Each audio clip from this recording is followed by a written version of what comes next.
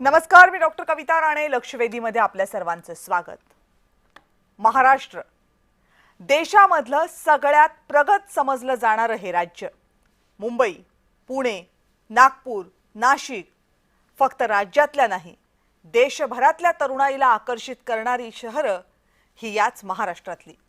नोकरीच्या प्रचंड संधी, सुरक्षित वातावरण आणि चांगल्या भविष्याची खात्री देणारं राज्य अशी या महाराष्ट्राची देशभरातली ओळख. पण याच महाराष्ट्राची आणखी एक ओळख आहे जी महाराष्ट्राला भूषणावह नाहीये, आणि ती ओळख आहे कर्जबाजारी महाराष्ट्राची. शेतकऱ्यांसाठी देशातलं सगळ्यात मोठं कर्जबाजारी राज्य अशी या महाराष्ट्राची ओळख आहे. महाराष्ट्रातल्या कृषी क्षेत्रामध्ये सध्या जो प्रचंड असंतोष दिसतोय त्याचं कारण इथेच दडलंय. डोक्यावर कर्ज, शेतात चिखल आणि बाजारात नुकसान या कात्रीमध्ये महाराष्ट्रातला शेतकरी सापडलाय. शेती करायची तर कर्ज हवं, आणि कर्ज फिटलं नाही तर शेती करता येत नाही, अशी शेतकऱ्यांची द्विधा परिस्थिती. या सगळ्यातून बाहेर येण्यासाठी शेतकरी प्रचंड धडपडतोय, पण मार्ग दिसत नाही. 2024च्या निवडणुकांपूर्वी नेत्यांनी दिलेलं एक आश्वासन, म्हणूनच आज शेतकऱ्यांना प्रचंड आधार वाटतंय. ते आश्वासन होतं कर्जमाफीचं, 7/12 कोरा करण्याचं. शेतकऱ्यांचा 7/12 कोरा करणाऱ्या त्या आश्वासनाची पूर्तता करा, महाराष्ट्रातल्या शेतकऱ्यांची कर्जमाफी करा, या मागणीसाठी आज शेतकरी रस्त्यावर उतरलेत. नागपूरमध्ये प्रहारचे नेते बच्चू कडू यांनी कर्जमाफीच्या मागणीसाठी एल्गार मोर्चा काढला. त्याला शेतकऱ्यांचा प्रचंड प्रतिसाद मिळाला. हा प्रतिसाद बघून सरकारनं तातडीनं शेतकऱ्यांशी बोलणी सुरू केली. राज्यातल्या शेतकऱ्यांचा एल्गार आज उपराजधानीपासून ते राजधानीपर्यंत ऐकू आलाय. सरकार चर्चेला तयार झाले. मुंबईमध्ये बच्चू कडूंशी सरकार सध्या चर्चा करते, पण शेतकऱ्यांची मूळ मागणी पूर्ण करणं महाराष्ट्र सरकारला खरं शक्य आहे का? शेतकऱ्यांचा 7/12 कोरा करणं राज्याच्या तिजोरीला झेपणारं आहे का? आणि कर्जमाफीमुळे राज्यातील शेतीची बिकट अवस्था सुधारणार का? हे आजचे कळीचे प्रश्न आहेत. सगळ्या मुद्द्यांवर चर्चा करूया. त्या अगोदर पाहूयात नागपूरमधल्या आंदोलनाचा स्पेशल रिपोर्ट.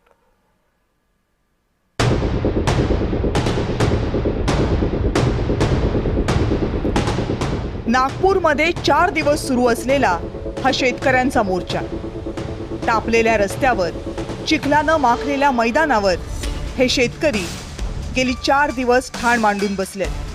त्यांची मागणी एकच आहे, कर्जमाफी, संपूर्ण कर्जमाफी. कर्जमाफीबद्दल, सोयाबीन कापूस खरेदी केंद्राबद्दल, दिव्यांगांच्या मागण्याबद्दल सरकार काय करणार, याच्यावर आम्ही सरकार सकारात्मक आहे की नाही आहे हे ठरवू. आणि ते जर नसेल तर आंदोलन सुरू राहील. रेल रोकोचा आमचा इशारा आहे. आज 11 वाजता महाराष्ट्रभरातील ठिकठिकाणचे शेतकरी मुलं हे रस्त्यावर उतरत निवेदन देणार आहे. त्यामुळे आंदोलनाचं शस्त्र लोकशाही चौकटीमध्ये शांततेच्या मार्गाने आम्ही तीव्र करत राहणार आहोत. कर्जमाफीची मागणी या राज्याला नवी नाहीये, पण नागपूरच्या कर्जमाफीच्या मागणीला जी पार्श्वभूमी आहे ती या आधीच्या मागण्यांना कधीही नव्हती. अतिवृष्टीमुळे राज्यामध्ये प्रचंड नुकसान झाले. विशेषतः मराठवाडा आणि विदर्भातले अनेक जिल्हे अतिवृष्टीमुळे अक्षरशः चिखलात गेले. शेती तर गेलीच गेली, पण जनावरही मेली आहेत. त्यामुळे शेतकऱ्यांच्या हातामध्ये पैसा शिल्लक नाहीये. सरकारनं शेतकऱ्यांना 31,600 कोटींची मदत जाहीर केली. मदतीचे पैसे दिवाळीपूर्वी अकाउंटमध्ये जमा होतील असं सांगितलं गेलं, पण अनेक शेतकऱ्यांपर्यंत अजूनही मदत पोहोचलेलीच नाही. दुसरीकडे कांद्याचे भाव प्रचंड गडगडलेत. ऑक्टोबरचा महिना संपत आलाय, पण सोयाबीनची खरेदी सुरूच झालेली नाही. त्यामुळे सगळीचकडे शेतकरी अडचणीत आहेत, आणि म्हणूनच बच्चू कडूंच्या या मोर्चाला शेतकऱ्यांचा मोठा पाठिंबा मिळालाय. आता टप्पा कसा असला पाहिजे आणि आता आंदोलनाची भूमिका काय असली पाहिजे. टाकलेलं सरकारचं षड्यंत्र, डाव कसा मोडायचा तो प्रति डावानच मोडावं लागेल, तरच आपण यशस्वी होऊ. आपण मात्र आता नागपूरकडे निघलं पाहिजे, म्हणून आम्ही आलो. आम्हाला तुमचं मुंबईचं ठरलेलं माहित नाही, बैठक ठरली का काय त्याचा आम्ही आले, आणि त्याच्यात मी पडणार पण कर्जमाफीसाठी महाराष्ट्रातले शेतकरी इतके आग्रही का आहेत? या प्रश्नाचं उत्तर जाणून घ्यायचं असेल तर ही आकडेवारी बघा. देशभरातल्या शेतकऱ्यांकडे असलेल्या थकीत कर्जाचा आकडा आहे 33,50,000 कोटी. या थकीत कर्जामध्ये सगळ्यात मोठा वाटा आहे तो महाराष्ट्राचा. महाराष्ट्रातील शेतकऱ्यांकडच्या थकीत कर्जाचा आकडा आहे तब्बल 7,388,000 कोटी. महाराष्ट्रातील थकबाकी असलेल्या शेतकऱ्यांची संख्या आहे 1,46,00,000. याचा अर्थ देशातील एकूण थकीत कर्जांपैकी तब्बल 22% थकीत कर्ज एकट्या महाराष्ट्राचे आहे. शेतकऱ्यांच्या थकीत कर्जामध्ये दुसरा क्रमांक आहे तामिळनाडू राज्याचा. पण महाराष्ट्राचं थकीत कर्ज हे तामिळनाडूच्या कर्जाच्या दुपटीपेक्षाही जास्त आहे. केंद्रीय कृषी राज्यमंत्र्यांनी संसदेच्या अधिवेशनातच ही माहिती दिली होती. ही आकडेवारी बघितली की आत्महत्याग्रस्त शेतकऱ्यांमध्ये सुद्धा महाराष्ट्राचाच क्रमांक सगळ्यात वर का आहे याचं उत्तर मिळायला वेळ लागत नाही. शेतीचा वाढता उत्पादन खर्च आणि शेतीमालाचे कोसळणारे भाव या दुष्टचक्रामधून शेतकऱ्यांची सुटका होत नाहीये. निसर्गाच्या लहरीपणापुढे शेतकरी पुरता हतबल झालाय. पीक विम्यासारख्या महत्वाच्या योजना सपशेल फसतायत. नवीन पिढी शेतीमध्ये यायलाच तयार नाहीये. या सगळ्यामुळं शेतकऱ्याचा येणारा प्रत्येक दिवस आणखी कठीण होतोय. कर्जमाफी हा शेतीच्या प्रश्नांवरचा कायमचा उपाय नाहीये. 2008 पासून महाराष्ट्रामध्ये 2 वेळा कर्जमाफी झालीय, पण त्यातून शेतकऱ्यांना तात्पुरताच दिलासा मिळाला. त्यामुळं कर्जमाफीसाठी पैसे आहेत की नाही, कर्जमाफीची ही योग्य वेळ आहे की नाही, हे प्रश्न तात्कालिक आहेत. पण तरीही महाराष्ट्रातल्या शेतकऱ्याला कर्जमाफी हाच आधार वाटत असेल तर शेती क्षेत्राची आपण काय अधोगती करून ठेवली आहे याचा विचार व्यवस्थेला करावा लागेल. ब्युरो रिपोर्ट, जय महाराष्ट्र. आणि याच मुद्द्यांवर आज बोलायचंय. त्या अगोदर आपण एक नजर टाकूयात की हा सगळा प्रकार पाहिल्यानंतर हे सगळं आंदोलनकर्त्यांची मागणी आणि सरकारनं त्या बाबतीत पुढे टाकलेलं पाऊल हे बघितल्यानंतर सवाल काय उपस्थित होतात. जय महाराष्ट्राचे सवाल बघूयात. सरकार आणि आंदोलकांच्या बैठकीमध्ये तोडगा निघणार का? जी बैठक सध्या सुरू आहे त्या बैठकीमध्ये तोडगा निघणार का हा कळीचा मुद्दा आहे. सध्या मुंबईमध्ये बैठकीचं आयोजन करण्यात आलेलं आहे. जर तोडगा निघणार असेल तर सरकार कर्जमाफीचा निर्णय घेणार का? शेतकऱ्यांचा सातबारा कोरा करणं हे महाराष्ट्र सरकारला शक्य आहे का? कारण राज्याची सध्याची तिजोरीची अवस्था पाहता हा निर्णय प्रचंड कठीण असणार आहे. जर समजा राज्य सरकार कर्जमाफी देऊ शकलं नाही तर मग बच्चू कडूंचं नागपूरमध्ये जे आंदोलन सुरू आहे त्या आंदोलनाची दिशा काय असेल? कर्जमाफी देता येत नसेल तर शेतकऱ्यांसाठी कर्जमाफीच्या मुद्द्यावर काही मधला मार्ग सरकार काढू शकतं का? आणि सगळ्यात महत्त्वाचं, बच्चू कडूंचं हे आंदोलन असंच सुरू राहणं हे राज्य सरकारला परवडणारं असेल का?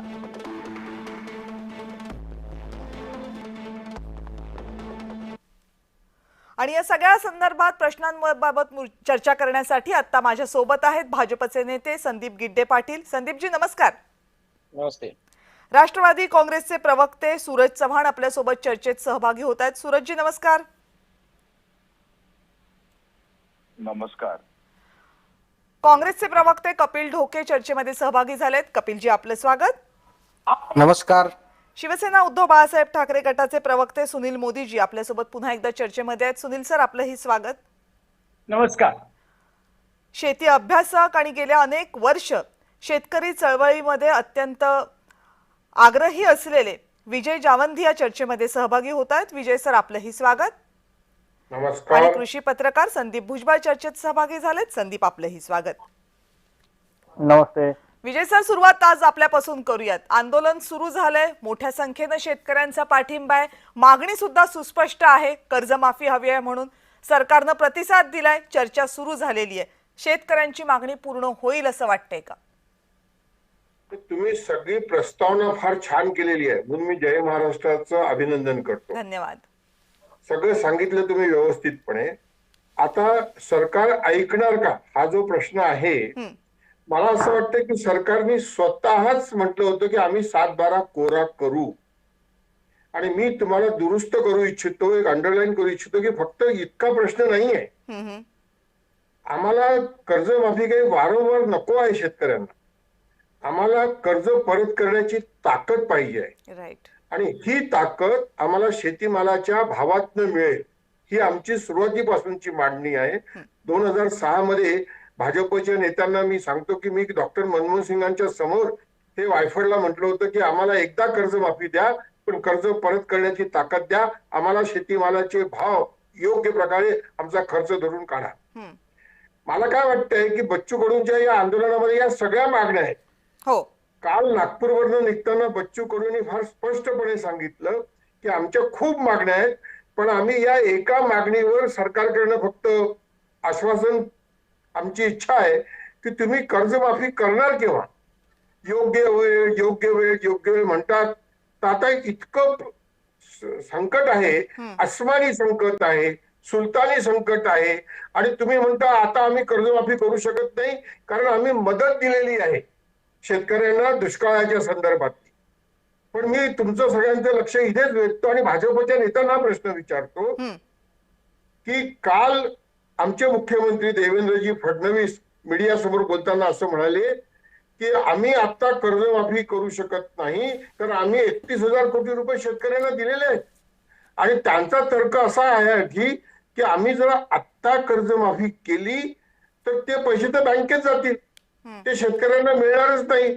पण माझा प्रश्न असा आहे देवेंद्र फडणवीसांना भाजपच्या नेत्यांना, अरे तुम्ही जर कर्जमाफी केली आणि बँकेला जर पैसे दिले शेतकऱ्यांच्या कर्जाचे तर ते नील होतील आणि ते नील झाले तर बँका त्यांना पुन्हा कर्ज देईल. मग तुम्हाला अडचण काय आहे? त्याला आणखीन कर्ज मिळणं हे गरजेचं आहे. कारण यावर्षी मी तुमच्या माध्यमातून सगळ्या प्रेक्षकांना सांगतो, विशेष करून विदर्भ आणि मराठवाड्यामध्ये शेतकऱ्यांनी या वर्षीचं कर्ज परत केलं नाही बँकेचं, कारण यांची कर्जमाफीची घोषणा होती. बँकेला कर्ज परत केलं नाही, डिफॉल्टर झाले म्हणून बँकांनी यांना कर्ज दिलं नाही. शेतकऱ्यांनी कृषी सेवा केंद्र आणि सावकाराकडनं कर्ज घेऊन आपली शेती उभी केली आणि निसर्गाने सगळी झोडपून टाकली. एकरी 1 क्विंटल सोयाबीन नाहीये, कापूसही नाहीये आणि बाजारात भाव नाहीये. 2,500-3 हजार रुपयाला सोयाबीन खपत नाही, 6-6.5 हजाराला कापूस खपत नाही. माझा सवाल आहे की MSP मिळत नाही तर कर्ज परत कसं करायचं? आणि म्हणून कर्जमाफीपेक्षा कर्जमुक्ती ही आता देवेंद्र फडणवीसांनी कुठलाही आडकाठा न घेता आज घोषित करावी, तारीख जाहीर करावी आणि लागेल तर 2-3 महिने घ्यावेत. मी पुढच्या ह्याच्यात तुम्हाला सांगतो की त्यांनी कशी व्यवस्था करता येऊ शकते.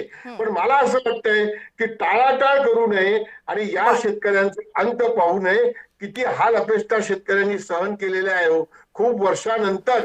मला तर माझं जुनं आठवलं 80-90चं वैभव शेतकरी संघटनेचं, आणि याचा सन्मान करावा तरच लोकशाहीचा सन्मान झाला असं म्हणता येईल. बरं, तुमचा एक प्रश्न मला फारच महत्वाचा आणि कळीचा वाटला. जर शेतकऱ्यांना MSP पण मिळत नसेल, म्हणजे MSP पेक्षा जास्त त्यांना बाजारामध्ये किंमत मिळावी ही तर आपली अपेक्षा झाली, ती आदर्श अपेक्षा म्हणून बाजूला ठेवूयात आपण. पण किमान MSP पण मिळत नसेल शेतकऱ्यांना, तर मग त्यांना कर्जमाफी नाही दिली तर त्या शेतकऱ्यांनी जगायचं कसं? सूरज चव्हाणजी, हा अगदी साधा प्रश्न आहे. इथे MSP मिळत नाहीये, तिथे कर्ज फेडा, कसं काय फेडणार शेतकरी? खरं तर आपण मुद्दा घेतलाय तो आज महाराष्ट्रामध्ये ज्वलंत आहे.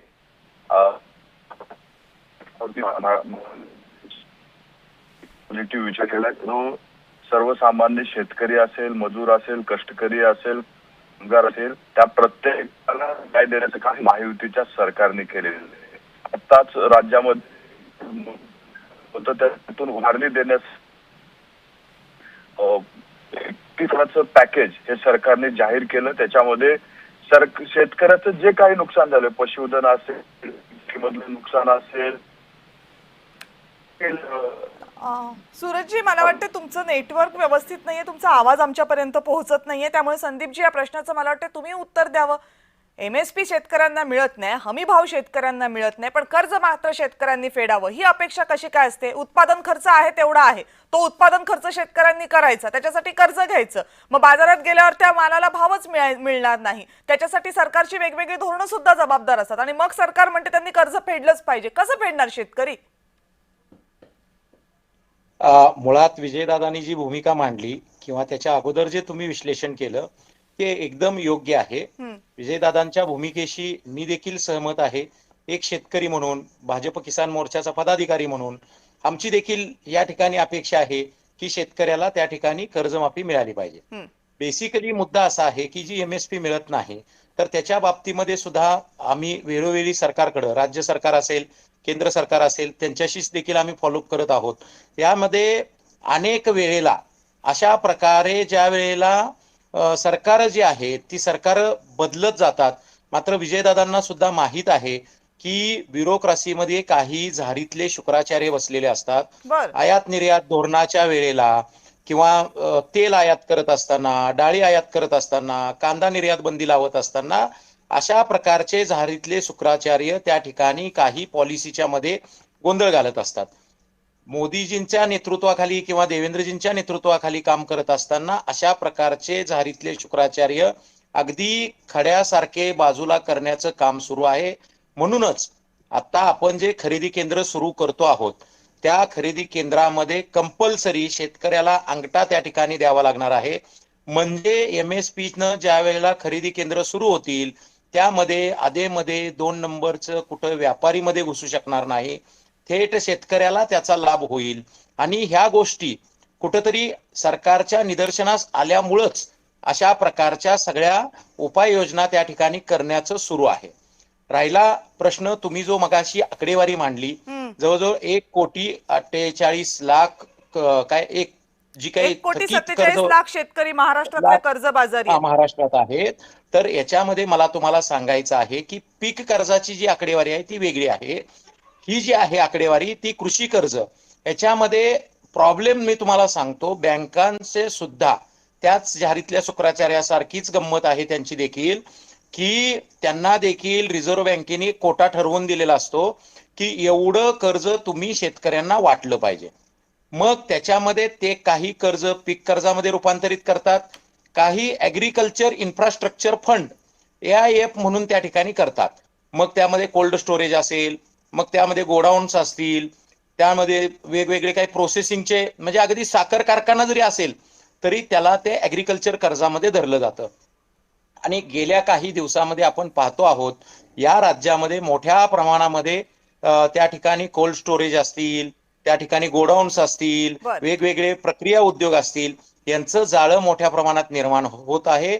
त्यामुळं हा जो कर्जाचा आकडा जो आहे तो फुगून दिसतोय आपल्याला. याच्यामधलं प्रामाणिक शेतकऱ्याचं ऐका, मूळ शेतकरी जो खऱ्या अर्थानं काबाड कष्ट करतो, छोटंसं क्लॅरिफिकेशन एक देऊ दे त्या ठिकाणी संदीपजी. मला कल्पना होती, आजचं तुमचं नाव गेस्ट लिस्ट मध्ये बघितल्यानंतर मला कल्पना होती की या आकडेवारीवर प्रश्नचिन्ह उपस्थित होणार म्हणून. तर तुमच्या माहितीसाठी मी सांगते, ही सगळी आकडेवारी संसदेमध्ये सादर झालेली आकडेवारी आहे, केंद्रीय कृषी राज्य मंत्र्यांनी दिलेली ही आकडेवारी आहे. ही आकडेवारी जी आलेली आहे ती NSSI यांनी सर्वे जो केलेला जातो, नॅशनल सॅम्पल सर्वे, त्यांच्याकडनं जी माहिती गोळा केली जाते त्याच्यावर आलेली आकडेवारी आहे. त्यामुळे केंद्र सरकारनं दिलेली ही आकडेवारी आहे आणि त्या आकडेवारीतनंच पुढे आलेलं हे सत्य. तुम्ही त्या आकडेवारीची जी फोड करताय ती जरी आपण मान्य केली तरी महाराष्ट्र आत्ताच्या घडीला सगळ्यात मोठं कर्जबाजारी राज्य आहे हे तर आपण अमान्य करूच शकणार नाही आहोत. बरोबर आहे ना सुनीलजी? पण शोकांतिका ही आहे की सामान्य शेतकरी मात्र कर्जापासून वंचित राहतो, त्याला सावकाराच्याकडेच जावं लागतं. आज एकूण राज्यामध्ये 1,68,00,000 शेतकरी आहेत, पैकी फक्त 35 ते 36 लाख शेतकऱ्यांनाच त्या ठिकाणी पीक कर्ज मिळतं. जी काही भांडवलदार शेतकरी म्हणतोय आपण त्यांना, व्यापारी काहीतरी उद्दिष्टासाठी घेतलेलं कर्ज आहे, याची आकडेवारी नक्कीच फुगून दिसते. परंतु शोकांतिका ही आहे की ज्याला कापूस लावायचा आहे, ज्याला सोयाबीन लावायचा आहे, पेरणीसाठी हंगाम तोंडावर आलेला असतो, म्हणजे संदीपजी तुम्हाला असं म्हणायचं आहे का की म्हणजे संदीपजी सरकार असा काही मार्ग काढण्याच्या प्रयत्नात आहे का की जे प्युअर कृषी कर्ज थकीत आहे तेवढंच आम्ही देऊ, आणि जसं तुम्ही कालच्या चर्चेतही म्हटलात आणि आजच्या चर्चेतही म्हटलात, वेगवेगळ्या योजनांसाठी घेतलेलं कर्ज असेल, शेती व्यतिरिक्तच्या संलग्न गोष्टींसाठी घेतलेलं कर्ज असेल, ते आता सरकार त्याच्या बाबतीत काही करू शकणार नाही, असा काही तोडगा निघण्याचा मार्ग दिसतोय की काय मग आता? हे बघा, काल आपण चर्चेत त्या ठिकाणी चर्चा करत असताना क्लिअर चर्चा केली की बच्चू भाऊंनी देखील त्या ठिकाणी मोठ्या मनानं सरकारचं चर्चेचं निमंत्रण स्वीकारलं. आज ते मुंबईमध्ये आहेत. त्याबद्दल मला बच्चू भाऊ आणि सर्व शेतकरी चळवळीतील जे नेते आहेत त्यांना धन्यवाद द्यावं लागेल. ठीक आहे. दुसरं, भारतीय जनता पार्टी आणि भाजप किसान मोर्चा म्हणून काल रात्री ज्या ठिकाणी आंदोलन सुरू होतं त्या ठिकाणी थोडाफार पाऊस आला आणि पावसामुळे त्या ठिकाणी रात्री शेतकऱ्यांची गैरसोय झाली. तर आमच्या पक्षाच्या वतीनं या शेतकऱ्यांशी देखील सहवेदना या ठिकाणी आम्ही व्यक्त करतो. बरं, ठीक आहे. आज चला. जी चर्चा सुरू आहे त्याच्यामध्ये सुद्धा मला एवढंच सांगायचं आहे की ज्या वेळेला छत्रपती शिवाजी महाराज कृषी सन्मान योजना त्या ठिकाणी राबवली गेली, महात्मा ज्योतिबा फुले त्या ठिकाणी कर्जमाफीची योजना राबवली गेली, ह्या दोन्ही योजना ह्या पीक कर्जाशी संलग्न होत्या. इतर जे काही सबसिडी लिंक्ड कर्ज आहे याच्यामध्ये कर्जमाफी देण्याचं प्रावधान रिझर्व्ह बँकेच्या याच्यामध्येच नाही. मोदी साहेबांनी देखील काल तो मुद्दा उपस्थित केलेला होता. तर सबसिडी, त्यांचं म्हणणं बरोबर आहे, कर्ज उतारा कोरा करा एवढंच आमचं म्हणणं आहे, परंतु पीक कर्ज जे आहे ते सामान्य शेतकऱ्यांनी घेतलं पण असतं. मग संदीपजी, मग त्याला काउंटर असं आहे ना, की मग काउंटर असं आहे की मग निवडणुकांच्या पूर्वी ही सगळी आकडेवारी माहित नसते का सरकारला, नेत्यांना? निवडणुकाच्या अगोदर हे कर्ज कुठल्या याच्यामध्ये जातं, ते कर्ज कुठल्या याच्यामध्ये जातं, कुठलं कर्ज माफी करता येईल हे माहित नसतं. मग तेव्हा 7/12 कोरा करण्याचं आश्वासन कशाला द्यायचं? तेव्हा सरकारने शेतकऱ्यांना सांगावं ना की आम्ही 7/12 कोरा करू, पण खाली कंसात लिहायचं निकषांच्या आणि अटींच्या अधीन राहून. असं का करत नाही सरकार? तेव्हा आपलं आश्वासन सगळं द्यायचं आणि जेव्हा पूर्ण करण्याची वेळ येते तेव्हा मात्र निकष लावायचे. बोला सुनीलजी. कविताजी, मी आपलं एक अभिनंदन करतो. ह्याचं कारण असं आहे की काल मी ही जी आकडेवारी मांडत होतो त्यावेळी या माझ्या आकडेवारीवर भारतीय जनता पार्टीचे प्रवक्ते हे मान्य करत नव्हते. मी आपल्याला सांगतो, जो सॅम्पल सर्वे जो झालेला आहे, मी अजून भारतीय जनता पार्टीच्या संयोजकांना जे आहेत आपल्या बरोबर त्यांना माझी विनंती आहे की तुम्ही थोडासा याविषयी अभ्यास करा. मी काल आपल्याकडे हे गेल्यानंतर मी आज दिवसभर या विषयामध्ये एक अभ्यास केला. माझ्याकडे काही डॉक्युमेंट निर्माण झाले. मी जिल्हा बँकेमध्ये काही अधिकाऱ्यांशी बोललो. तर जी 1,12,00,000 माझ्याकडे जी माहिती होती ती 1,12,00,000 शेतकऱ्यांची जी होती, त्याच्यामध्ये गोडाऊन, त्यानंतर कोल्ड हाऊस, साखर कारखाने, हे ट्रॅक्टर, हे यामध्ये इन्क्लूड नाहीये. मॅडम, 1,46,000 जो तुम्ही आकडा सांगताय ना, तो कशाचा कर्जाचा आकडा आहे की ज्याच्यासाठी तो या वर्षीचा नाहीये, तो थकत गेले 3 वर्ष. म्हणजे मी आपल्याला सांगतो, मला आणखीन एक क्लॅरिफाय करू द्या. उद्धव ठाकरे साहेबांनी 2 लाखापर्यंतचीच कर्जमाफी केली आहे. ती 2 लाखाच्या वर जी आहे ती पण त्यात आहे मॅडम. ओके, समजून घ्या माझा काय मुद्दा. हा 1 वर्षाची नाही आहे, गेली 5, 7, 8 वर्षाची थकीत आलेली गोष्ट आहे. आता माझं असं मत आहे की जे राज्य शासनाने पूर्ण कर्जमाफी आणि पूर्ण कोरा घेतलेला ना, तो 1,12,00,000 होणार आहे. ते तुम्ही समजून, ही आकडेवारी गफलत होतीये. पीक कर्ज या वर्षी तुम्ही, आमचे भारतीय जनता पार्टीचे प्रवक्ते म्हणतात की पीक कर्ज यावर्षी 9 लाखांचं दिले. अरे पण गेले 7-8 वर्ष त्यांना जे कर्जमाफी आहे ती मिळालेली नाहीये ना, ती थकीतच आहे. म्हणून माझं असं मत आहे की थोडासा निकष वगैरे बाजूला जाऊ दे. एक विषय की तुम्ही म्हणलात ना की कर्जमाफी आम्ही करणार आहोत आणि तुम्ही म्हणलात ना की 7/12 कोरा करणार आहोत. तुम्ही सत्तेत आलेला आहात, त्यामुळे आम्ही तुमच्यावरच आरोप करणार, तुम्हालाच म्हणणार हे करा म्हणून. पैसे आहेत की नाही नाही नंतरचा विषय. माझं असं मत आहे की आज बच्चू कडूंच्या आंदोलनामध्ये किमान भारतीय जनता पार्टीच्या सरकारनं त्याचा एक प्रोग्राम तरी द्यावा की आम्ही या वर्षी इतक्या लोकांचं या महिन्यामध्ये कर्ज नील करू, या पद्धतीनं करू, या निकषानं करू. शेतकऱ्याला समाधानकारक उत्तर जर मिळालं, पण आम्ही करू केव्हा करू ही तारीख सांगत नाही, हे काही बरोबर नाही.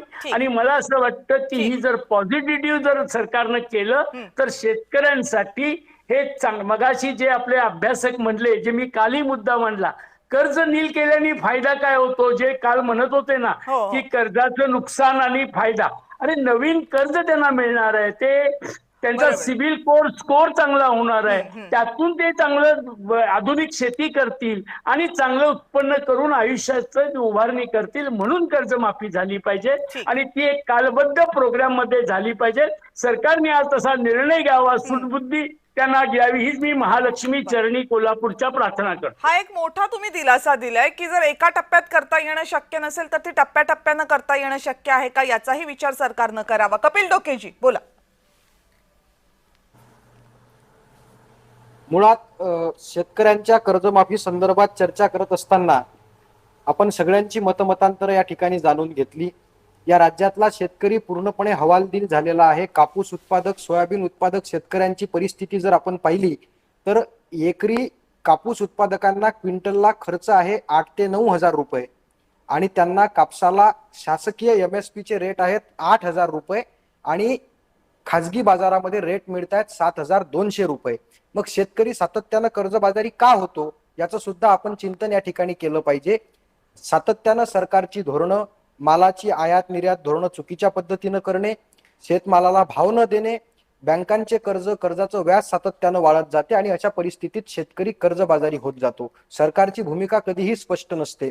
मुळात बच्चूभाऊ कडू यांनी शेतकरी कर्जमुक्तीच्या संदर्भानं काल जे आंदोलन केलं, आता कालची चर्चा सुद्धा मी ऐकली, आजच्या चर्चेत सुद्धा काही माझे सहकारी भारतीय जनता पार्टी असेल, सूरजजी असतील, हे लोक बोलत आहेत की कर्जमाफीचे वेगळे निकष असतात, कर्जमाफी वेगळ्या पद्धतीनं केली पाहिजे, आधी या शेतकऱ्यांचं केलं पाहिजे, आधी त्या शेतकऱ्यांचं केलं पाहिजे.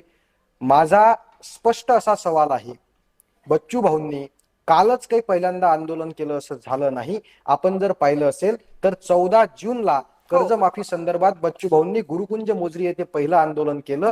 त्या ठिकाणी सुद्धा सरकारचे महसूल मंत्री आणि अमरावतीचे पालकमंत्री बावनकुळे त्या ठिकाणी आले होते. त्यांनी त्यांना आश्वासन दिलं की आम्ही कर्जमाफी संदर्भात लवकरच निर्णय घेऊ.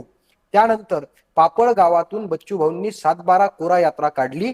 त्यावेळी सुद्धा त्यांनी सरकारला अल्टिमेटम दिला होता की कर्जमाफी संदर्भात लवकर निर्णय घ्या. त्यानंतर त्यांनी पूर्ण महाराष्ट्रात हक्क यात्रा काढली, तरी सुद्धा सरकारनं निर्णय घेतला नाही आणि म्हणून काल ट्रॅक्टरच्या माध्यमातून त्या ठिकाणी नागपूरपर्यंत गेले, चक्का जाम आंदोलन त्या ठिकाणी केलं आणि कर्जमाफी संदर्भात सरकारला निर्णय घ्यायला ठाम पाडलं. आता कर्जमाफी, माझं म्हणणं काय, निवडणुकीच्या काळात आश्वासन दिलं, ठीक आहे, सगळ्या टेक्निकल गोष्टी मग हे त्यावेळी सांगायला पाहिजे होतं. निकषांमध्ये बसत असेल त्यांना आपण कर्जमाफी देऊ, तत्वता देऊ, विविध निकषांसह देऊ, तसं काहीच नाही.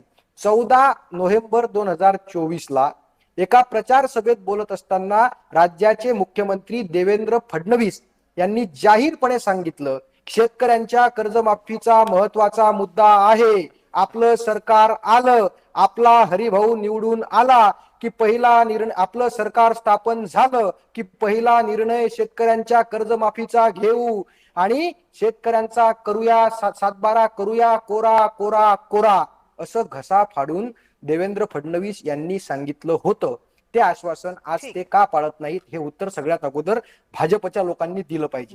दुसरी अत्यंत महत्वाची गोष्ट, आता हे सांगतात की अतिवृष्टीनं बाधित शेतकऱ्यांना आधी मदत करायची आहे. तुम्ही ज्या मदती जाहीर केल्या त्या पोहोचल्या का याचा सुद्धा आढावा या निमित्तानं घेतला पाहिजे. शेतकऱ्यांना 10,000 रुपये देणार होते, किती शेतकऱ्यांच्या खात्यांवर 10,000 रुपये टाकले रब्बीसाठी याचं उत्तर यांनी सर्वात अगोदर दिलं पाहिजे. काल अकोल्याच्या जिल्हाधिकारी कार्यालयावरती अकोल्यातील शेतकऱ्यांनी एक आंदोलन केलं आणि प्रधानमंत्री पीक विमा योजनेअंतर्गत शेतकऱ्यांच्या खात्यात जे पैसे टाकले गेले ते पैसे शेतकऱ्यांची आर्थिक थट्टा करणारे पैसे होते. म्हणजे शेतकऱ्यांचा सन्मान जर करता येत नसेल तर या लोकांनी शेतकऱ्यांचा अपमान करू नये हे सगळ्यात अगोदर लक्षात घेतलं पाहिजे. मी तुम्हाला या ठिकाणी माध्यमांसमोर दाखवू इच्छितो की शेतकऱ्यांच्या खात्यात टाकल्या गेलेल्या पैशांची रक्कम जर आपण कविताजी पाहिली तर ती निश्चितच तुमच्या आमच्या सारख्याला लाज वाटावी अशा पद्धतीची रक्कम आहे. 8 रुपये 53 पैसे या ठिकाणी बघा कॅमेऱ्यासमोर मी दाखवतोय शेतकऱ्याच्या खात्यात टाकले प्रधानमंत्री पीक विमा योजनेअंतर्गत. लाज वाटत नाही सरकारला? दिवाळीच्या अगोदर 17 ऑक्टोबरला शेतकऱ्यांच्या खात्यात पैसे टाकता, ती रक्कम 8 रुपयाची आहे, 5 रुपयाची आहे, 21 रुपयाची आहे, 14 रुपयाची आहे. म्हणजे शेतकऱ्यांची थट्टा करण्याचं काम या लोकांनी केलेलं आहे. माझा भाजपच्या सगळ्या लोकांना प्रश्न आहे की देवेंद्र फडणवीसांनी जाहीरपणे आश्वासन दिलं होतं सरकार स्थापन झालं की पहिला शेतकऱ्यांचा निर्णय सातबारा करूया, कर्जमाफीचा होईल, कोरा ती कोरा कर्जमाफी कोरा. का झाली नाही आपण विचारूयात. संदीप का गिरणे झाली नाही हा माझा पाटलांना प्रश्न आहे. सवाल विचारूयात. पण सूरज चव्हाणजी तुम्ही आहात का आमच्या सोबत? मगाशी तुमचा आवाज व्यवस्थित आहे. येत. बरं, सूरज चव्हाणचे आहे. प्रश्न आता असा आहे की जेव्हा ही आश्वासनं दिली जातात तेव्हा नेमकं होतं काय? होतं हे की मगाशी विजय सरांनी जसं सांगितलं तसं की आश्वासन एकदा मिळालं की शेतकरी कर्जाचे हप्ते भरायला तयार होत नाही, शेतकरी कर्जाचे हप्ते भरत नाही, त्याचं कर्ज थकीत राहतं, मग बँका त्याला पुढचं कर्ज देत नाही. म्हणजे एकीकडे बँकांचं नुकसान होतंय, दुसरीकडे शेतकऱ्यांचं नुकसान होतंय आणि सगळ्याचा परिणाम होतोय त्या अवघ्या शेती क्षेत्रावर. आश्वासनं देताना जर नेते विचार करत नसतील तर किमान ती आश्वासनं पूर्ण करण्याचं औदार्य तरी दाखवावं. इथं दोन्ही होत नाही आणि एवढं झाल्यानंतर राज्याचे अर्थमंत्री शेतकऱ्यांना सांगतात 2 दिवसांमध्ये हप्ते भरा म्हणून. ही काय पद्धत सध्या राज्यामध्ये रुजू झालेली आहे? शेतकऱ्यांची काय थट्टा आहे काही? मी जय महाराष्ट्र चॅनलच्या माध्यमातून महाराष्ट्राच्या जनतेला सांगू इच्छितो की महायुतीच्या सरकारनं जी काही आश्वासनं दिली होती ती 100% पूर्ण करणार. त्याच्यामध्ये कुठेही महायुतीचं सरकार कमी पडणार नाही. सर्वप्रथम मी आपल्याला सांगू इच्छितो की आपणच ज्यावेळेस आपली चर्चेला सुरुवात करत होतात राज्याच्या आर्थिक परिस्थितीबद्दल आपण सांगितलात. महायुतीच्या सरकारनं आमच्या लाडक्या बहिणीसाठी एक क्रांतिकारी निर्णय घेतला. लाडक्या बहिणीला आर्थिक सक्षम करण्यासाठी तो निर्णय घेऊन आज महाराष्ट्रातल्या अनेक बहिणी आहेत ज्या योजनेच्या माध्यमातून आर्थिक सक्षमता त्यांच्यामध्ये आलेली आहे. त्याच्यामुळं महाराष्ट्र सरकारनं प्रत्येक घटकाचा विचार केलेला आहे, प्रत्येक घटकाला न्याय देण्याचं काम केलेलं आहे. आम्ही दिलेलं कुठलंही आश्वासन आम्ही पाळणार नाही असं म्हणत नाही, परंतु कुठलीही गोष्ट करत असताना पैशाचं सोंग करता येत नाही हे आपल्यालाही माहित आहे. मी आज आपल्या माध्यमातून महाराष्ट्रातल्या जनतेला आश्वस्त करू इच्छितो की हे सरकार कर्जमुक्त करणार महाराष्ट्राच्या सगळ्या शेतकऱ्यांना. आज जसं संकट आलं त्या संकटातून सावरण्यासाठी 31,000 कोटीचं पॅकेज हे महाराष्ट्र सरकारने जाहीर केले. शेतकऱ्याच्या अकाउंटवरती ते पैसे जायला पण सुरुवात झालेली आहे. असं नुसतं आश्वासन नाही तर कृतीमध्ये काम करून दाखवणारं हे सरकार आहे. आम्ही कुठलंही म्हणणार नाही की बाबा राजकीय निवडणुका डोळ्यासमोर ठेवून आश्वासनं दिली होती ते पूर्ण करणार नाही. आम्ही दिलेले आश्वासनं पाळणार हा आमचा शब्द आहे, हा महायुतीच्या सरकारचा शब्द आहे आणि हे सरकार भविष्य काळामध्ये ते सुद्धा दिलेले शब्द पाळणार हा विश्वास मी आज आपल्या माध्यमातून मी महाराष्ट्रातल्या शेतकऱ्याला. गंमत हीच आहे ना की ज्या योजना मागितल्या जात नाहीत त्या तुम्ही देताय. लाडकी बहीण कुणी मागितली नव्हती ती दिली, 1 रुपयामध्ये पीक विमा कुणी मागितला नव्हता तो दिला आणि जे तुम्ही देतोय सांगताय ते तुम्ही देत नाही. हाच तर या शेतकऱ्यांचा सवाल आहे ना विजय जावंदिया सर, बरोबर आहे ना? नाही एक मिनिट ओके ठीक आहे बोला. येते विजय सर तुमच्याकडे. बोला सूरजजी. 1 मिनिट. ज्या वेळेस आपण योजना जाहीर करत असतो त्यावेळेस समाजातला जो घटक आहे ज्या घटकाला आपल्याला पुढे आणायचं असतं. आज महाराष्ट्रातल्या बहिणीने मागितलं जरी नसलं तरी सरकार म्हणून आपलं कर्तव्य आहे की प्रत्येक घटक पुढे आला पाहिजे, आर्थिक सक्षम झाला पाहिजे. महिला पुरुषाप्रमाणे महिला सुद्धा त्यांच्या खांद्याला खांद्या लावून उभं राहिल्या पाहिजे की हा सरकारचा प्रयत्न आहे आणि त्यासाठी अशा योजना आणल्या. असं नाही की मागणी केली म्हणूनच आपण प्रत्येक गोष्ट पूर्ण करायची असते. ही गोष्ट करत असताना आपला समाजातला घटक पाठीमागे नाही राहिला पाहिजे त्यासाठी काम सरकार करत असतं आणि म्हणून लाडकी बहीण योजना आणली, म्हणून 1 रुपयामधला पीक विमा आणला, म्हणून वेगवेगळ्या योजना सरकारने आणलेल्या त्याच्यासाठी आम्ही काम करतो. कुठल्या योजना सरकारच्या फायद्याची नाही तर लोकांच्या फायद्यासाठी आम्ही काम करतोय. बरं विजय सर. संदीप येते तुमच्या. आता यांनी जे म्हटलं लाडकी बहिणीचं त्याला कोणते निकष नव्हते. आता कर्जमाफी करता निकषाचा कशाला विचार करता? दुसरी गोष्ट तुम्ही विक्रमी पॅकेज म्हणता तर मग आज मुख्यमंत्री उपमुख्यमंत्री आमदार खासदार जेवढा पगार घेतात आहेत याच्या पूर्वीच्या आमदार खासदार आणि मुख्यमंत्र्यांनी इतका पगार घेतला नाही. मग हे विक्रमी पगार घेणारे मुख्यमंत्री उपमुख्यमंत्री तुम्ही मान्य करणार का? अहो रुपयाचं अवमूल्यन होत आहे, सगळं खर्च वाढतोय. एकरी 20,000 रुपये आता पीक उभं करण्याकरता खर्च लागतो. 4,000 रुपयाचं बियाणं, 4,000 रुपयाचं खत, 4,000 रुपये तयार करणं, 4,000 रुपये कापणं, फवारा करणं, मजुरी करणं, हे 20,000 रुपये तो शेतकरी मातीत टाकतो. हो मजुरांची तर गोष्ट सोडूनच द्या. काय गोष्ट करता हो तुम्ही म्हटलं. मला काय वाटतंय आणि पैसा नाही ना तुमच्याजवळ.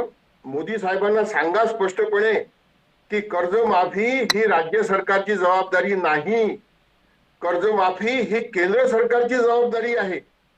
पण मोदी साहेबांनी फार हुशारीनं कर्जमाफी सगळ्या राज्य सरकारांकडे ढकलून दिलेली आहे. मनमोहन सिंगांनी कर्जमाफी केली, देशाची केली प्रधानमंत्र्यांनी. व्हीपी सिंगांनी कर्जमाफी केली, देशाची केली 10,000 रुपयाची कर्जमाफी. त्यावेळेसचे 10,000 रुपये आणि आजचे किती होतील हो? त्यावेळेचा सोन्याचा भाव पहा साहेब, हिशोब करा. अजित पवार साहेबांना सांगा हिशोब करायला की त्यावेळेस 10,000 रुपयात किती तोळं सोनं यायचं आणि त्या तेवढ्या तोळ्या सोन्याचे आज किती पैसे होतात. करा ना तेवढ्या पैशाची कर्जमाफी. मला काय वाटतं साहेब, हात जोडून सांगतो, शब्दशः बंद करा हो. स्पष्टपणे आता बच्चू कडूंच्या या आंदोलनाला सकारात्मक पाठिंबा द्या. कर्जमाफीची, आत्ताची कर्जमुक्तीची घोषणा करा आणि ज्याप्रमाणे नरेंद्र मोदी साहेबांनी 6,000 रुपये क्विंटलनी मी सोयाबीन विकत घेईल, मोदीची गॅरंटी आहे. 20% बोनस देऊन शेतमाल विकत घेईन. अहो, तुमच्या छत्तीसगड मधलं बीजेपीचं सरकार 30% बोनस देऊन धान विकत घेत आहे. मग महाराष्ट्रात का नाही हो? याचं सरळ सरळ उत्तर द्या ना. आणि हे तुम्ही म्हटलं नव्हतं, हे लिहून द्या. आम्ही तुमच्याकडे काय मागायलाच येत नाही. अत्यंत नम्रपणे सांगतो साहेब, शेतकऱ्यांचा अंत पाहू नका हो. इतका त्रास सहन केलेला या आंदोलनामध्ये शेतकऱ्यांनी आणि शेतकऱ्यांची सगळी युवक पोरं आलेली आहेत, माया बहिणी आलेल्या आहेत. त्यांचा सन्मान करा हो. लोकशाहीची हीच मागणी आहे. आणि मला असं वाटतं की आता चर्चेचं गुऱ्हाळ न करण्यापेक्षा सरळ सरळ सांगा की हो, आम्ही 7-12 कोरा करणार होतो, अशा पद्धतीने आम्ही 7-12 कोरा करणार आहे. मार्चच्या बजेट पर्यंत लागेल तर तुम्ही वेळ घ्या. आणि एक गोष्ट आणखीन मी जय महाराष्ट्राच्या या मंचावरून सांगतो आहे, अहो तुम्ही दुष्काळ जाहीर केला ना, कर्ज वसुली स्थगित केली ना, मग कर्ज वसुली स्थगित झाली, दुष्काळ जाहीर झाला. जेव्हा दुष्काळ जाहीर होतो तेव्हा जुन्या कर्जाचे हप्ते पडतात आणि बँका त्वरित नवीन कर्ज देतात. हा आदेश सुद्धा तुम्ही का काढला नाही हो? तुम्हाला आपोआप वेळ मिळाली असती ना, हप्ते पुढच्या खरीपामधून वसूल झाले असते, तोपर्यंत तुम्ही कर्जमाफी केली असती. शेतकऱ्यांनी आता बँकेचं पुन्हा कर्ज मिळालं असतं, त्याची ताकद वाढली असती, त्याची रबी उभी झाली असती, त्या शेतकऱ्याला हिंमत आली असती, सरकारच्या बजेटवर बोजा तेवढाच पडला असता. समजत नाही हो का करत नाही. ओके ओके सुनीलजी, मला मिळालं तुमचं उत्तर. चला संदीप भुजबळजी, आता मला एक सांगा की ठीक आहे, आता सगळेजण म्हणतायत की व्हायलाच हवी कर्जमाफी, पण तो आकडा जो समोर येतोय, संदीप गिड्डे पाटील आपण जो आकडा मांडतायत त्याच्याशी सहमत नसले तरी जो केंद्र सरकारचा आकडा आहे तो जवळपास 7.388 कोटींचा आहे. 7-7.5 कोटींचा, जवळपास 7.5 लाख कोटींचा हा आकडा आहे. शक्य आहे का राज्य सरकारला आता हे देणं? फक्त डिव्हिजन करतोय, बाकी काही नाही. हा ठीक आहे.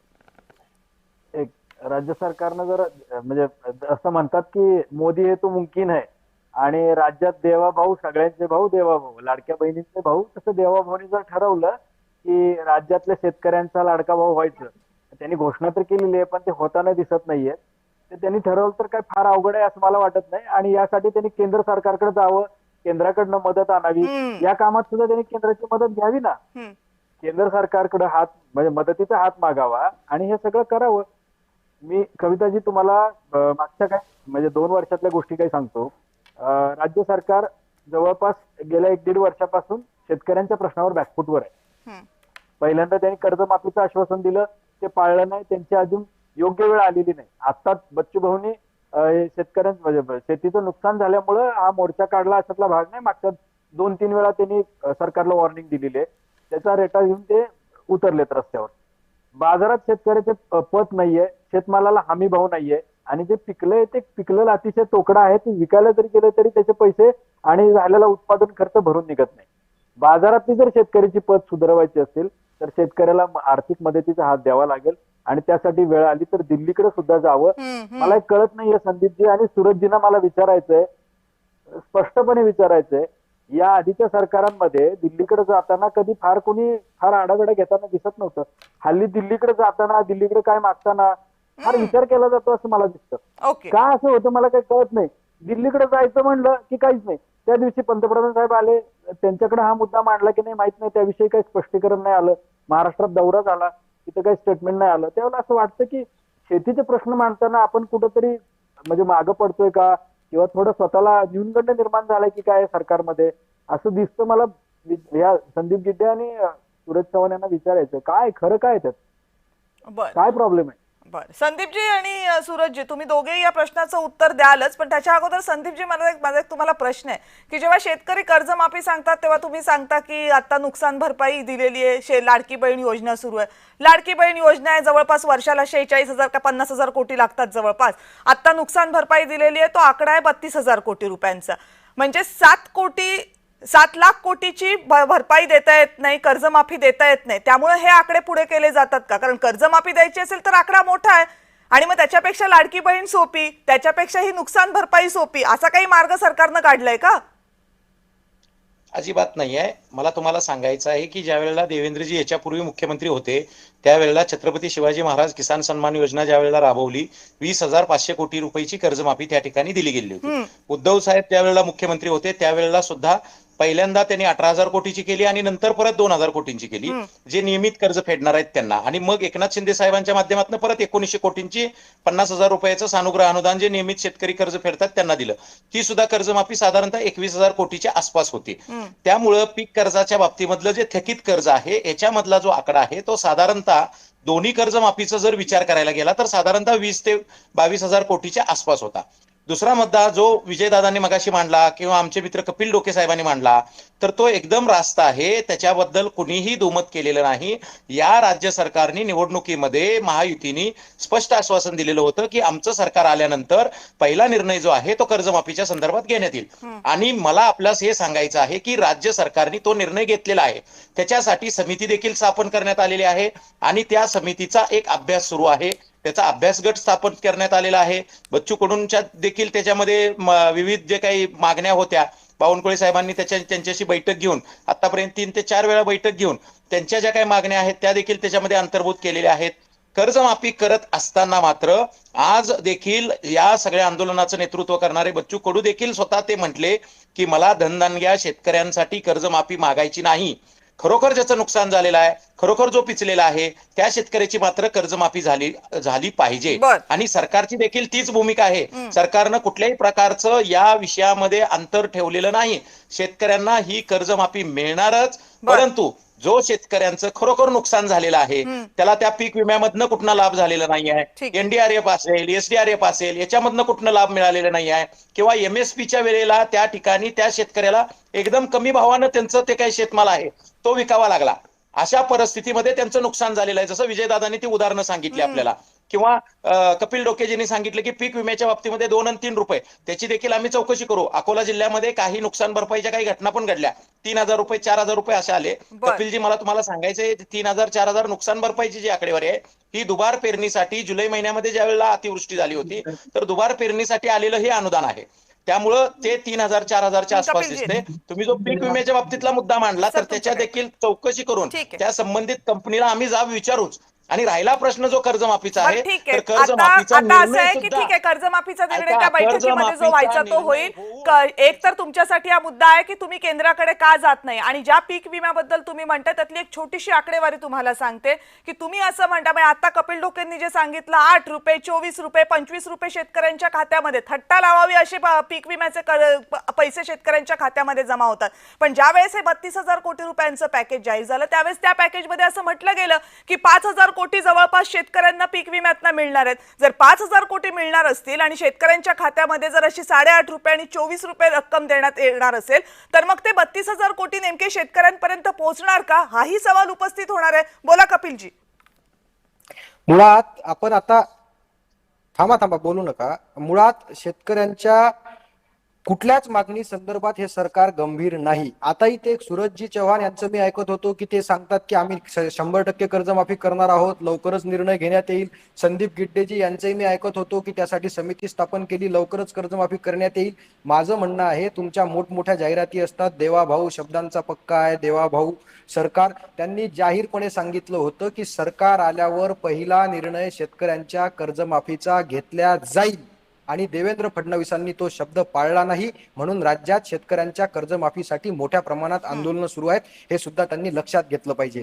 जर शब्द पाळणं कशाला म्हणतात हे समजून घ्यायचं असेल तर 28 नोव्हेंबर 2019 रोजी उद्धव ठाकरे साहेब महाविकास आघाडी सरकारचे मुख्यमंत्री झाले आणि 19 डिसेंबर 2019 रोजी म्हणजे महिनाभराच्या आत पहिला निर्णय हा शेतकऱ्यांच्या कर्जमाफीचा घेतला. तसाच निर्णय देवेंद्र फडणवीसांनी घ्यायला पाहिजे होता. त्या ठिकाणी ते सगळ्यात अगोदर अपयशी झालेत, हे आपण लक्षात घेतलं पाहिजे. आता बोलत असताना संदीप गिड्डेजींनी सांगितलं की दुबार पेरणीसाठी अतिवृष्टीची मदत 3400 रुपये, 3000 रुपये, 3500 रुपये, 4000 रुपये दिलेत. संदीप गिड्डेजी, आपण शेतकऱ्यांचे नेते आहात, मी सुद्धा शेतकरी कुटुंबातून आहोत. आपण स्वतःच्या काळजावर हात ठेवून सांगितलं पाहिजे की दुबार पेरणी 3400 रुपयात शक्य होते का? ट्रॅक्टर तरी आपल्या शेतामध्ये आपल्याला नेता येते का? 3400 रुपयाला सोयाबीनची एक बॅग तरी येते का? दुबार हे पेरणी करावी तर सानुग्रह कशी अनुदान करावी? आहे. ऐका कपिलजी, ऐका ऐका सानुग्रह अनुदान आहे. संदीप गिड्डेजी मला बोलू द्या. आपण शेतकऱ्यांचा थट्टा करतो आहोत, शेतकऱ्यांचा छळ करण्याचं काम इथल्या सरकारनं केलेलं आहे. आणखी एक महत्वाचा मुद्दा कविताजी आपल्या माध्यमातून मी सांगू इच्छितो. शेतकऱ्यांना आज परिस्थिती अशी आहे, म्हणजे यांना शेतकऱ्यांचा किती प्रमाणात छळ करायचा आहे. सीसीआय मार्फत शेतकऱ्यांचा कापूस खरेदी करत असताना हा हमी भावाप्रमाणे म्हणजे MSP मध्ये शेतकऱ्यांचा कापूस सीसीआय मार्फत खरेदी केला जातो. मागच्या वर्षी त्याची मर्यादा होती 12 क्विंटल. या वर्षी आमच्या अकोला जिल्ह्यासाठी सर्क्युलर आलं आणि त्या सर्क्युलरमध्ये स्टेट गव्हर्नमेंटनं सांगितलं की अकोला जिल्ह्यातील शेतकऱ्यांचा कापूस सीसीआय मार्फत हा 5 क्विंटल 60 किलो प्रति एकरी अशा पद्धतीने खरेदी करावा. आता एखाद्या शेतकऱ्याला जर 7 क्विंटल कापूस झाला तर त्यानं 5 क्विंटल सीसीआयला विकायचा आणि 2 क्विंटल कापूस काय खासगी बाजारामध्ये विकायचा. खासगी बाजारामध्ये आणि हमी भावामध्ये 1000 ते 1500 रुपयाचा फरक आज आपल्याला पाहायला मिळतोय. म्हणजे शेतकऱ्यांचा कापूस पिकवण्यामध्ये कपिलजी एक मुद्दा मांडतो. कपिलजी, तुम्ही जो मुद्दा मांडला एकदम रास्त आहे. सीसीआयनी जर वर्षीचं जे लिमिट असतंय तर ते लिमिट जे आहे तर ते एकरी 12 क्विंटल कापूस खरेदीचं लिमिट होतं. या वर्षी मला यवतमाळच्या देखील आमच्या एका पदाधिकाऱ्यांचा फोन आला की ते एकरी झालंय. तर त्या संदर्भात मी आज रावल साहेबांशी, जयकुमार रावल साहेबांशी चर्चा केली. त्यांना मी SMS देखील पाठवला, तो वाचून दाखवतो. Respected sir, CCI cotton purchase centre have started in the state but from Yavatmal district. आता अकोल्याचा पण मुद्दा आला त्याच्यात. Complaint has come that this year the limit is 12 quintal per hectare instead of 12 quintal per acre as every year. It might be a communication gap. Kindly speak to the concerned officers and resolve this issue. Regard Sandeep Gidde Patil. हा विषय जसा तुम्ही मांडला, माझ्याकडे हा यवतमाळ मधनं जो केला उत्तर आलं का? कविताजी मला नाही, ह्याच्यावरती ते CCI बोलून हा कम्युनिकेशन गॅप असू शकतो आणि हे रिझोल्युशन कारण तुम्ही पाठवलं ते योग्यच आहे. उत्तर येणं जास्त महत्वाचं आहे. जो मुद्दा कपिलजी, अगदी थोडक्यात, कारण वेळ संपत आली आणि मला बाकींकडे पण जायचं आहे. कपिलजींचा मुद्दा खोडत ठीक आहे संदीपजी, आला तुमचा मुद्दा, त्यांना बोलू देत ना. आता कपिलजी बोला. संदीप गिड्डेजी, माझा तुम्हाला बेसिक प्रश्न आणि भाजपच्या सगळ्या लोकांना प्रश्न आहे की तुम्हाला दिला. हो, मान्य आहे ना, मला मान्य आहे. तुम्ही जे शेतकऱ्यांची बाजू रावल साहेबांकडे मांडली त्याबद्दल शेतकऱ्यांचा प्रतिनिधी म्हणून मी आपला आभार व्यक्त करतो. पण सरकारमध्ये जे शेतकऱ्यांचे प्रतिनिधी बसलेले आहेत, सरकार मायबाप असते, या सरकारला शेतकऱ्यांचं दुःख का समजू नये? 5 क्विंटल 60 किलोची लिमिट एकरी ठरवून देत असताना या सरकार, यवतमाळ जिल्ह्यात तर एकरी 3 क्विंटलची लिमिट आहे. हे लिमिट ठरवून देत असताना या सरकारला लाज कशी वाटत नाही, हा सुद्धा माझा बेसिक प्रश्न आहे. आणि दुसरी अत्यंत महत्वाची गोष्ट, यांनी शेतकऱ्यांची कर्जमाफी तातडीनं करायला पाहिजे. कुठलेही कारण देऊ नका. अतिवृष्टीचे पैसे तुम्ही जाहीर केले त्या प्रमाणात शेतकऱ्यांपर्यंत पोहोचले नाहीत.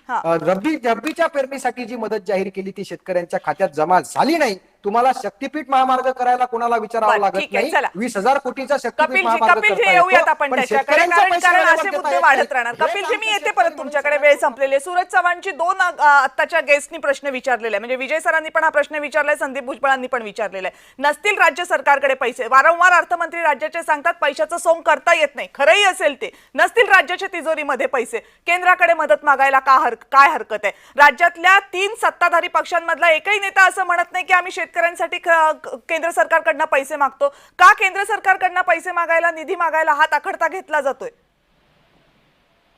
बघा, खरं तर आत्ताच मला काँग्रेसचे प्रवक्ते किंवा इतर लोक जी बोलत होते, मला आश्चर्य वाटतं की ही लोक राजकारणामध्ये अनेक वर्ष काम करतात किंवा राजकीय अनेक पार्ट्यांचं सरकार त्यांनी पाहिलेलं आहे. ह्याच लोकांनी जर आपल्याच पक्षाचे जाहीरनामे वाचले तर हे कधी, म्हणजे दुसऱ्या पार्टीवर ज्या पद्धतीने आक्रमकपणे बोलतात ते बोलताना 10 वेळा विचार करतील असे यांचे जाहीरनामे आहेत. मी त्या गोष्टीवरती येणार नाही. मला राजकारण ह्या गोष्टीचं करायचं नाही, कारण मी स्वतः शेतकऱ्याचा एक मुलगा आहे. मला वाटतंय तुम्ही जे प्रश्न विचारलाय त्याच्यामध्ये कुठेही तिन्ही नेत्यांच्या मनामध्ये संकोच नाही.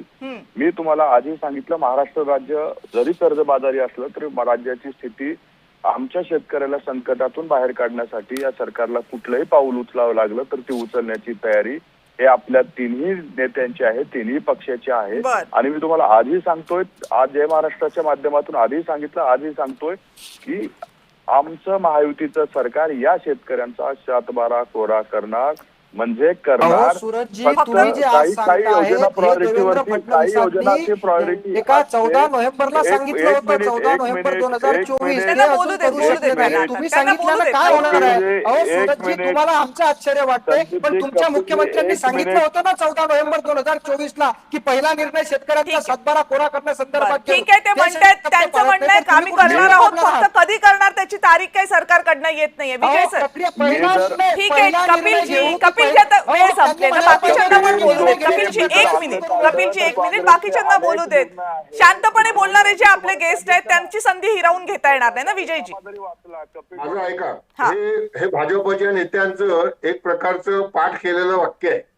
आम्ही करणार सातबारा कोरा करणार. केव्हा करणार? योग्य वेळी करणार. भाजपचं गेल्या 12 वर्षाचं राजकारण तुम्ही पहा. यांची पहिला निर्णय घेऊ. घेतला का पहिला निर्णय? कपिलजी त्यांना बोलू देत ना, प्लीज. त्यांना बोलू देत, पूर्ण करू देत. विजय सर बोला. अरे कपिलजी त्यांना बोलू देत ना, पूर्ण करू देत. संदीपजी एक मिनिट त्यांना बोलू देत. संदीपजी मी तुम्हालाही बरीच संधी दिली आहे, प्लीज. कपिलजी असं नाही होत, तर चांगली चर्चा झाली. शेवटाकडे कशाला उगाच वाद घालायचे ना, तर सगळे बोलतायत, सगळ्यांना बोलू देत. विजय सर बोला, तुमचा मुद्दा पूर्ण करा. यांची योग्य वेळ असते निवडणुकीची. हे निवडणुकीच्या वेळेस निर्णय घेतात. लाडकी बहीण निवडणुकीच्या वेळेस 12 लाख रुपये ज्यांचं इन्कम आहे त्यांचं इन्कम टॅक्स शून्य केलं मोदीजींनी दिल्लीच्या निवडणुकीच्या वेळेस. 8व्या वेतन आयोगाची घोषणा केली दिल्लीच्या निवडणुकीच्या वेळेस. आतापर्यंत 8व्या वेतन आयोगाची रचना केली नव्हती.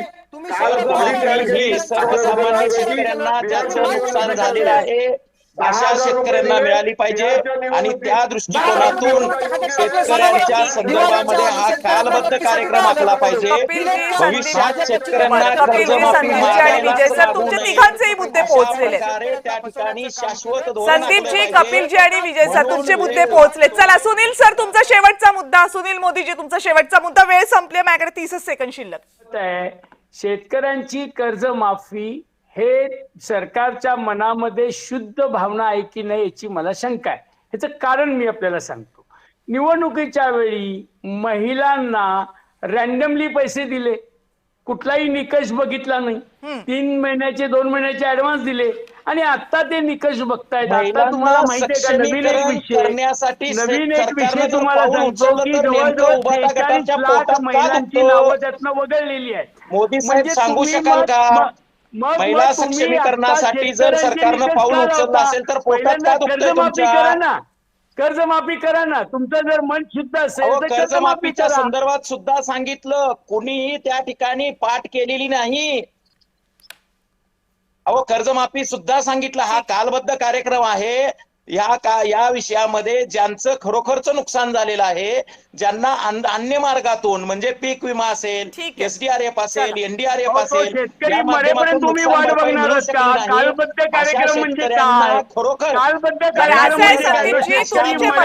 सगळ्यावर विश्वास तेव्हा ठेवता येईल. संदीपजी, निवडणुकीपूर्वीची आश्वासनं सोडावं, निवडणुकीपूर्वीची आश्वासनं सोडून द्या. आता सरकारनं जे 32,000 कोटी रुपये शेतकऱ्यांना देतो असं सांगितलं, दिवाळीच्या पूर्वी शेतकऱ्यांच्या अकाउंटमध्ये पैसे जमा होतील असं सांगितलं, तेही अकाउंटमध्ये जमा झाले नाहीत. मुद्दा असा आहे की महिला सक्षमीकरणाच्या योजनेवर कुणालाही प्रश्नचिन्ह उपस्थित करायचं नाहीये. महिला सक्षमीकरणासाठी महाराष्ट्र राज्य वर्षाला 50,000 कोटी खर्च करत असेल तर त्याच्यावर कुणाचं दुमत असायचं नाहीये. पण त्याच महिलांचे जे पती शेतामध्ये राबतात त्या शेतकऱ्यांचं सक्षमीकरण पण गरजेचं आहे. दुर्दैवानं त्या शेतकऱ्यांचं सक्षमीकरण राहिलं बाजूला ते शेतकरी अधोगतीला लागलेले आहेत आणि त्याची अनेक कारणं ही सरकारी धोरणांमध्ये लपलेली आहेत। एकीकडे शेतीचा उत्पादन खर्च कमी होऊ शकत नाहीये, दुसरीकडे शेतात पिकलेल्या पिकाला भाव मिळत नाहीये। या कात्रीतला शेतकरी पुढे जाणार तर जाणार कसा? आज शेती नको म्हणणारी पिढी महाराष्ट्रामध्ये जन्माला येते आणि त्यांचं चुकतंय कुठं? काय चुकणार आहे त्यांचं? जर त्या शेतामधनं पोटही भरणार नसेल आणि डोक्यावर कर्जाचा डोंगर उभा राहणार असेल तर कुठल्या शेतकऱ्याचा मुलगा म्हणेल की मला शेतात काम करायचंय आणि कुठल्या आईबापाला वाटेल की आपल्या पोरानं शेतामध्ये राबायचं म्हणून राबायचं, कष्ट करायचे, घाम गाळायचा आणि साधं पोट भरणार नसेल, कर्जाच्या विवंचनेमध्ये जीव जळणार असेल, कोण जाईल शेतामध्ये काम करायला? आणि जर महाराष्ट्रातल्या प्रत्येक शेतकऱ्यांनी उद्या हेच ठरवलं की नाही मला शेतामध्ये काम करायचंय, तुम्ही आम्ही इथे एसी मध्ये बसणारे खाणार काय आहोत? हा जर साधा प्रश्न आपण विचारला तर आपल्याला इतके प्रश्न पडण्याची गरज नाहीये। जे विजय सरांनी पहिल्या उत्तरामध्ये सांगितलं ते आजही खरंय। कर्जमाफीने सगळे प्रश्न सुटणार आहेत का? निश्चित सुटणार नाहीये। पण आज शेतकऱ्याच्या घरामध्ये जाऊन बघितलं, आज शेतकऱ्याच्या वावरामध्ये जाऊन बघितलं तर त्याची जी अवस्था आहे ना ती पाहता जर कर्जमाफीने त्याला थोडासा दिलासा मिळणार असेल तर तो द्या या मागणीसाठी तो एकवटलाय। 4 रात्र तो घराबाहेर राहतोय, तो एवढ्यासाठी की किमान दिलासा द्या, पुढे जायची ताकद द्या। जमीन खरवडून गेलेली आहे, खरीप हातचं गेलेलं आहे, रब्बी मिळेल की नाही याची शंका नाही, पाऊस नोव्हेंबर सुरू झाला तरी थांबायचं नाव घेत नाहीये। त्या शेतकऱ्यांनी जायचं तर जायचं कुठे? तो आज शेतकरी जर सरकारला विचारत असेल आणि काय विचारतोय तो एवढंच विचारतोय की जे आश्वासन दिलं ते पूर्ण करा। जर ते पूर्ण करता येत नसेल तर ते कसं पूर्ण करता येईल ते तरी सांगा। शेतकऱ्याला आपल्या आकड्यांचे हे खेळ करणार नाहीत। लाख कोटी हे आकडे काय असतात ते त्याला कळत नाही, त्याला भाषा कळते ती किलोची, क्विंटलची आणि टनाची। त्या भाषेमध्ये जर शेतकऱ्याला सांगता आलं तर उत्तम आहे। आज जे आकडे आपल्या समोर आहेत ते भयावह आहेत। महाराष्ट्र हे देशातलं सगळ्यात मोठं शेतकरी कर्जबाजारी राज्य असेल तर ना ती ओळख आपल्यासाठी चांगली आहे आणि ना ते वास्तव महाराष्ट्राच्या शेतकऱ्याचं भविष्य घडवणार आहे। त्यामुळे आपण सगळ्यांनी जी चर्चा केली त्यातनं अपेक्षा एवढीच आहे की राज्य सरकारनं शेतकऱ्यांच्या हिताचा, शेतकऱ्यांच्या भविष्याच्या दृष्टीने योग्य असेल तो निर्णय घ्यावा, योग्य वेळेत घ्यावा आणि तो पूर्ण करावा। आपण सगळेजण या चर्चेमध्ये सहभागी झालात, सगळ्यांनी अभ्यासपूर्ण मतं मांडलीत, त्याबद्दल आपल्या सगळ्यांचे मनापासून आभार। लक्षवेधीमध्ये आता वेळ झाली इथेच थांबण्याची। पाहत रहा जय महाराष्ट्र।